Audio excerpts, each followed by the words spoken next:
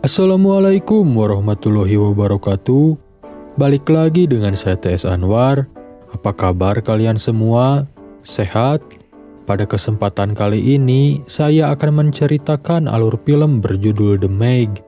Dengan pemeran utama tentu saja Jason Statham. Baiklah, tanpa ingin berlama-lama lagi, kita langsung saja ke ceritanya.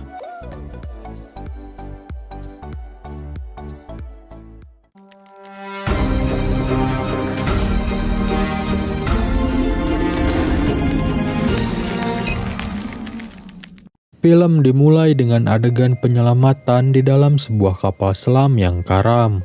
Di sana kita bertemu dengan Jason Statham yang berperan sebagai Jonas Taylor, yang berprofesi sebagai tim penyelamat.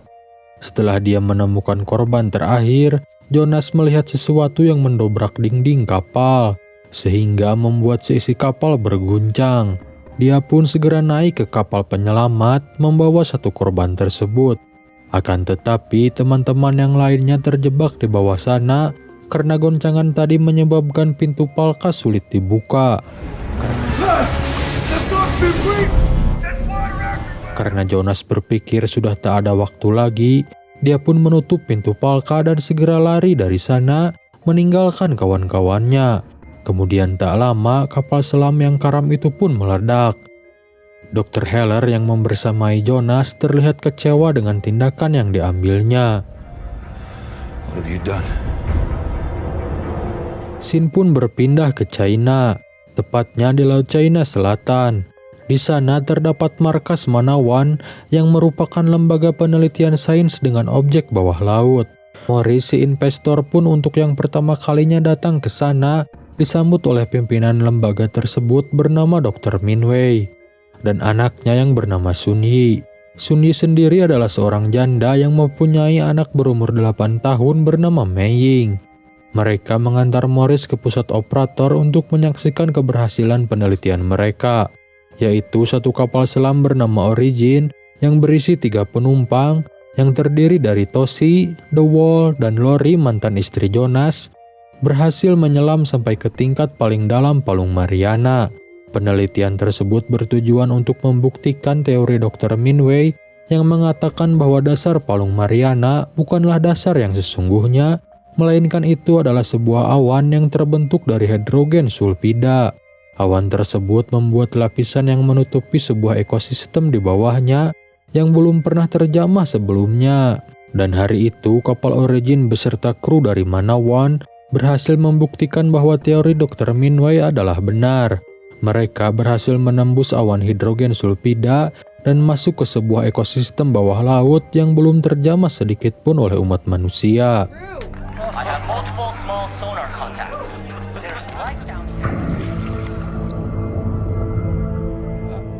Namun tak lama perayaan itu berlangsung, tiba-tiba Toshi mengabarkan bahwa ada sesuatu yang mendekat ke kapal mereka. Seketika kapal mereka pun berguncang dan keributan terjadi di sana. Lori berteriak-teriak sambil mengatakan bahwa Jonas benar. Ada sesuatu di bawah sini. Lalu kemudian sambungan pun terputus. Mereka kehilangan kontak dengan kapal Origin. Toshi. Dr. Min Wei segera mengumpulkan stafnya untuk melakukan meeting dadakan. Ada Max si kepala tim, DJ si ahli software, Jack si ahli permesinan dan juga hacker. Kemudian ada Dr. Heller yang ada di awal film tadi bersama dengan Jonas. Tentu saja Dr. Heller memiliki job desk dalam hal kesehatan para kru. Dr. Heller pun menyatakan bahwa mereka masih hidup karena tanda vitalnya masih terdeteksi. Namun mereka hanya memiliki batas waktu sekitar 18 jam lagi. Kemudian Meg pun menawarkan seseorang yang pernah menyelamatkan 11 orang dari kedalaman 10.000 meter dan dialah Jonas. Namun Dr. Heller menolak hal tersebut karena dia mengira Jonas mengalami gangguan jiwa sehingga meninggalkan teman-temannya terbunuh di dalam lautan waktu itu. Dr. Min Wei mengingatkan bahwa percakapan terakhir Lori mengatakan bahwa Jonas benar, maka bisa jadi mereka menghadapi makhluk yang sama dengan yang dilihat oleh Jonas dulu. Dr. Min Wei pun setuju untuk meminta Jonas menyelamatkan awak kapal Origin. Scene pun berpindah ke Thailand, tepatnya di sebuah bar pinggir sungai. Di sana terlihat Jonas yang sedang mabuk karena kebanyakan minum bir. Rupanya setelah penyelamatan tempo hari, kini Jonas tak lagi bekerja di lautan. Dia pindah ke Thailand dan hidup dari penyewaan perahu.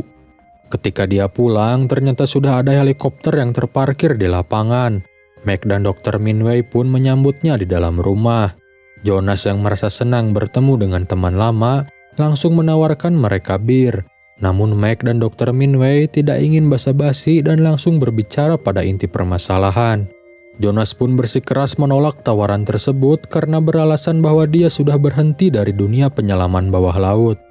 Namun setelah Meg mendengarkan rekaman Lori, mantan istrinya, yang berteriak-teriak bahwa Jonas benar di saat-saat terakhir sebelum sambungan terputus, akhirnya Jonas pun mulai berubah pikiran.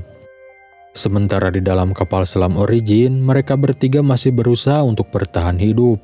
Wall memperbaiki kelistrikan untuk kembali menghidupkan daya cadangan. Namun saat lampu kapal kembali menyala, tiba-tiba sesuatu di luar sana kembali menggoncang kapal tersebut hingga membuat Lori tertusuk oleh obeng di perutnya. Mereka pun segera mematikan lampu supaya sesuatu di luar sana tidak kembali menyerangnya. DJ yang mendapatkan warning di komputernya atas deteksi goncangan di kapal Origin segera melaporkan hal tersebut kepada Suyin. Merasa khawatir dengan keadaan kru, Suyin pun memutuskan untuk turun menyelamatkan mereka seorang diri menggunakan kapal selam yang lainnya. You're gonna die too. We have to try.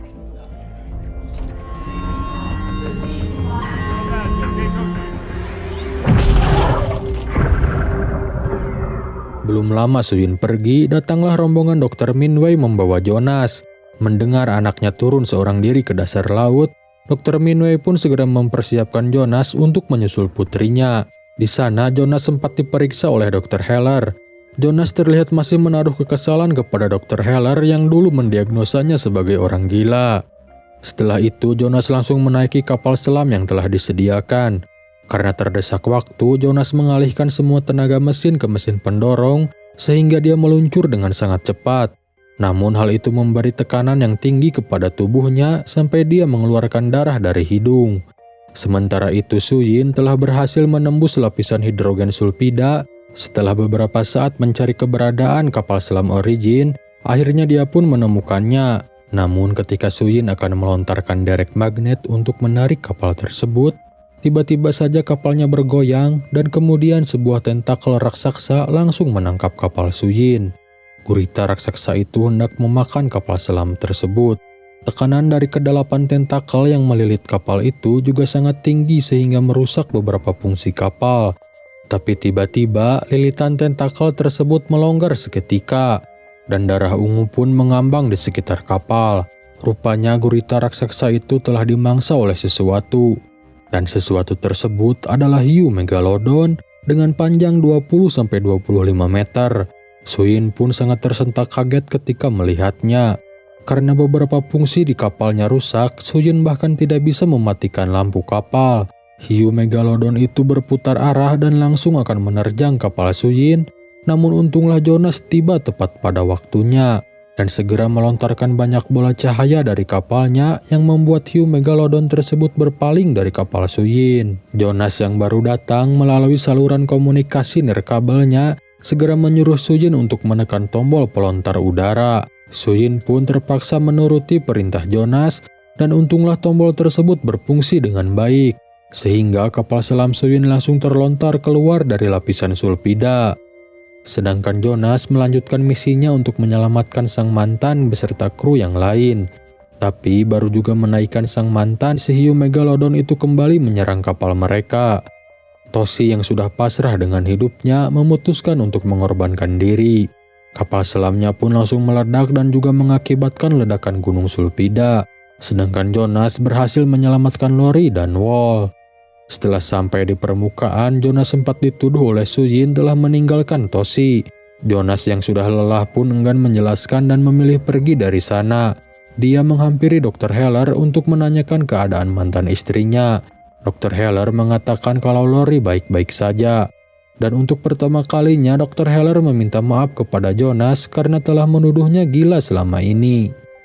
You saved Lori.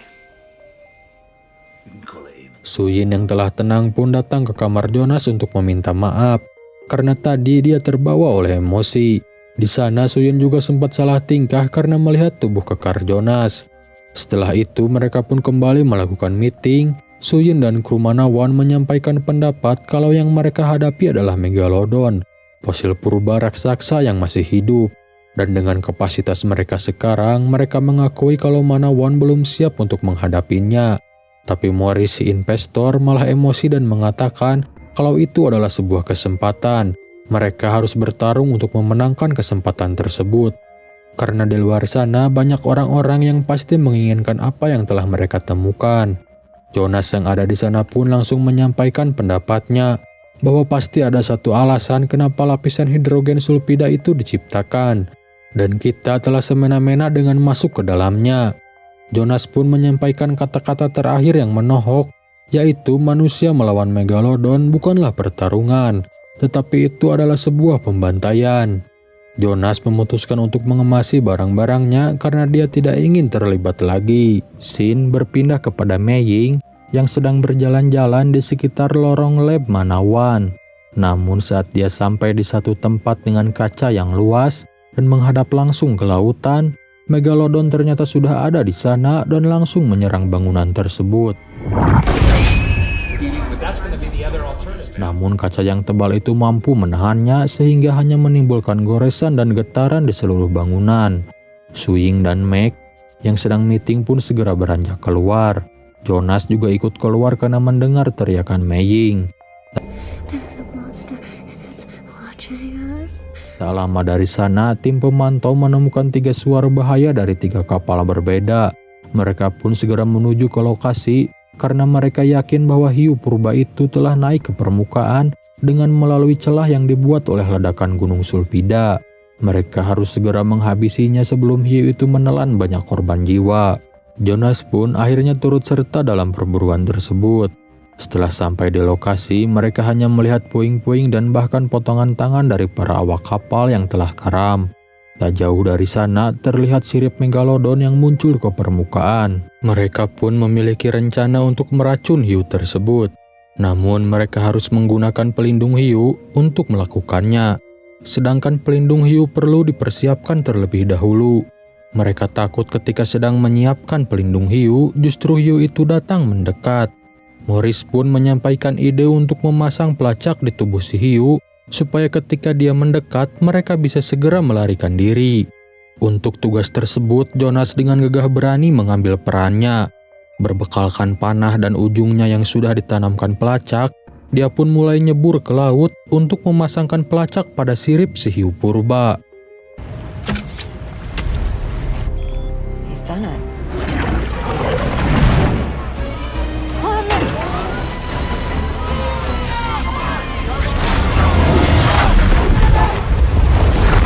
Setelah hampir menjadi cemilan si hiu purba, Jonas pun berhasil kembali ke perahu dengan tubuh yang utuh. Sekarang mereka bisa dengan tenang mempersiapkan pelindung hiu. Ketika Jonas melihat pelindung hiu yang terbuat dari bahan seperti kaca, Jonas langsung menolak untuk turun. Dia tak menyukainya. Alhasil kini Suyin lah yang memberanikan diri untuk masuk ke dalam pelindung hiu dan menembakkan racun ke bagian tubuh hiu yang lunak. Jonas pun sempat berubah pikiran karena tidak tega melihat Suyin turun seorang diri. Namun Suyin yang justru sudah memiliki banyak pengalaman dengan dunia perhiuan, tetap kekeh ingin berangkat. Jonas pun hanya bisa tersenyum melepasnya turun. Ketika umpan telah ditebarkan, para hiu kecil mulai mengelilingi Suyin yang berada di dalam pelindung hiu itu. Tak lama para hiu kecil pun tiba-tiba pergi menjauh. Yang berarti sang hiu purba mulai mendekatinya. Lalu tiba-tiba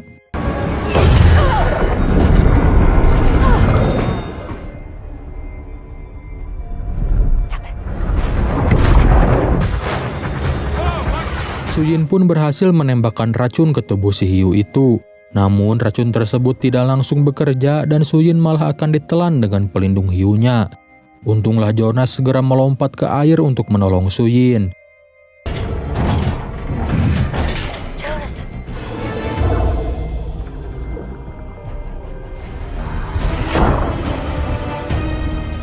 Si hiu purba yang terikat tubuhnya pada tali derek hampir saja memangsa mereka berdua. Namun racun itu telah bekerja dan membuat si hiu purba tewas seketika. Suyin yang tak sadarkan diri karena kehabisan oksigen berhasil dibawa ke atas kapal oleh Jonas. Ketika Suyin bangun, Jonas, ayahnya, dan Dr. Heller sudah ada di sana. Jonas pun mengajak Suyin ke buritan dan alangkah terkejutnya dia ketika melihat bangkai hiu purba digantung di sana. Wal pun meminta Jonas untuk memfotonya, namun Wal malah dikecebur karena dikerjai oleh DJ. Intinya mereka sedang berbahagia karena mengira masalah sudah selesai. Tapi tak lama, tiba-tiba seekor hiu purba yang lain muncul ke permukaan dan langsung mencapluk Wal dan melahap bangkai si hiu purba. Ternyata tidak hanya satu hiu yang keluar dari lapisan sulfida, melainkan 2 ekor hiu purba sekaligus. Serangan tersebut membuat kapal yang mereka tumpangi terbalik dan Dr. Minway terluka parah di dada akibat ketinggang sekoci. Si hiu yang masih berada di sana kembali berbalik arah untuk menyerang Jack dan Dr. Heller yang masih berada di air. Dr. Heller pun mengorbankan dirinya untuk menyelamatkan Jack. Total sudah ada 3 orang dari tim Manawan yang menjadi korban keganasan si hiu purba. Mac pun segera mengambil perahu bot dan membawa mereka pergi dari sana. Sementara Morris si miliarder menelepon anak buahnya untuk segera menjemput. Si hiu purba itu masih terus mengikuti mereka sampai ketika anak buah Morris berdatangan. Mereka langsung menembakkan sebuah pelacak, kemudian menembakinya dengan senjata otomatis. Tapi sepertinya si hiu tidak terluka sedikit pun, namun hal tersebut sudah cukup untuk membuat si hiu menjauh dari sana. Ketika sampai di Manawan, nyawa Dr. Minway sudah tak tertolong. Dia meninggal di atas perahu bot. Morris pun segera mengumpulkan semua orang. Dia berkata telah menelepon negara-negara di sekitar tentang kasus hiu purba tersebut, termasuk Indonesia. Negara-negara itu sudah mengirimkan pasukan militer untuk menghabisinya. Morris pun memutuskan akan menutup Manawan sementara waktu sampai kasus hiu selesai. Besok pagi mereka akan dijemput oleh helikopter untuk pulang. Sedangkan Morris pulang lebih dulu malam itu juga. Tapi ketika di dalam heli, dia malah menanyakan bom bawah laut yang telah dia pesan kepada stafnya. Rupanya apa yang dikatakan Morris tadi kepada para kru adalah bohong. Dia tidak menelepon siapapun karena dia takut akan ada tuntutan dari para korban nantinya. Morris berencana membasmi hiu tersebut bersama anak buahnya. Dengan bergantung pada alat pelacak yang mereka pasang tadi di tubuh si hiu, Morris dengan mudah menemukan lokasi hiu tersebut. Dia pun berpindah menaiki bot dan menyuruh anak buahnya di helikopter untuk melemparkan 3 bom bawah laut ke lokasi hiu purba itu. Setelah ledakan tersebut, terlihatlah tubuh ikan besar yang mengambang. Morris mendekatinya. Dia dengan bangga menyuruh anak buahnya untuk mengambilkan 2 gigi hiu sebagai souvenir. Namun setelah si anak buah kembali, dia mengatakan bahwa makhluk itu tidak punya gigi. Ternyata yang mereka bunuh bukanlah si hiu purba, melainkan seekor paus. Sedangkan si hiu purba berada di bawah tubuh paus tersebut. Anak buah Morris pun segera tancap gas untuk kabur dari sana, tapi konyolnya Morris yang belum siap berdiri malah terjengkang ke belakang dan dikecebur ke lautan. Tak butuh waktu lama, dia pun menjadi santapan malam si hiu purba. Keesokan paginya, setelah mendengar kabar kematian Morris, orang-orang di Manawan baru menyadari kalau Morris berbohong. Mereka tahu kalau Morris menanam pelacak di tubuh si hiu purba. Mereka pun memutuskan untuk menghabisi si hiu purba, karena jika tidak, banyak orang akan mati. Jonas memerintahkan Jack untuk menghack pelacak tersebut, sehingga kini mereka juga bisa mengetahui di mana keberadaan si hiu purba. Dan masalah baru pun muncul karena ternyata si hiu purba sedang menuju salah satu pantai dengan pengunjung terpadat, yaitu Sanya Bay. Oh, nothing. It only has some of the most dense. Mereka berencana memancing si hiu purba menjauh dari Sanya Bay dengan menggunakan suara ikan paus. Kemudian Jonas dan Suyin akan menyerangnya menggunakan torpedo yang mereka pasang di kapal selam. Sementara itu di pantai Sanya Bay, keributan mulai terjadi. Si hiu purba menarik jangkar-jangkar rakit yang berada di sana sehingga rakit-rakit di atasnya saling bertabrakan. Semua orang pun berhamburan lari keluar dari air karena menyadari ada hiu di sana. Saat si hiu akan memakan orang-orang yang terjebak di atas rakit, Untunglah rekaman suara paus telah diputar sehingga membuat si hiu berpaling dari orang-orang itu dan langsung menuju kru kapal Manawan. Di sana Jonas dan Suyin sudah bersiap dengan kapal selamnya masing-masing. Dan saat si hiu purba itu telah datang, pertarungan pun terjadi cukup sengit. Jonas, it's on you.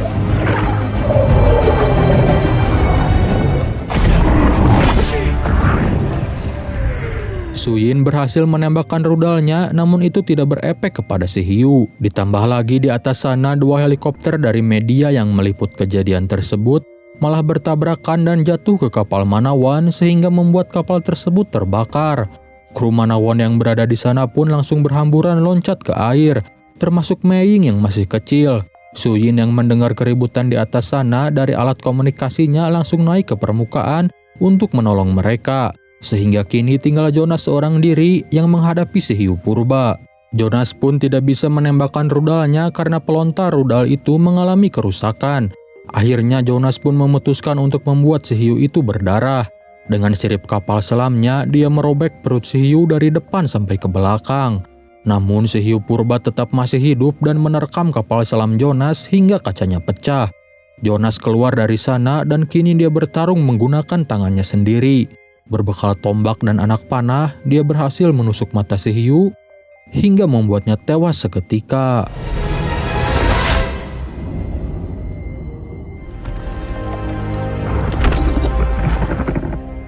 Jonas akhirnya diangkut oleh Suyin dengan menggantung di bodi kapal selamnya.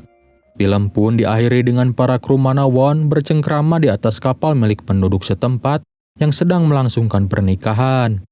Dan film pun selesai. Pemahaman yang bisa kita ambil dari film ini adalah alam itu memiliki aturannya sendiri. Kita sebagai makhluk yang paling sempurna kadang terlalu serakah hingga melewati batas-batas yang diperbolehkan. Yang pada akhirnya kita sendirilah yang akan merasakan akibat dari kesewenang-wenangan kita terhadap alam yang terlalu berlebihan. Baiklah kawan-kawan, saya kira cukup sekian alur film kali ini. Jangan lupa like, komen, dan subscribe karena dukungan dari kalian sangat berarti bagi channel ini. Saya Tes Anwar pamit undur diri, sampai jumpa lagi di lain kesempatan.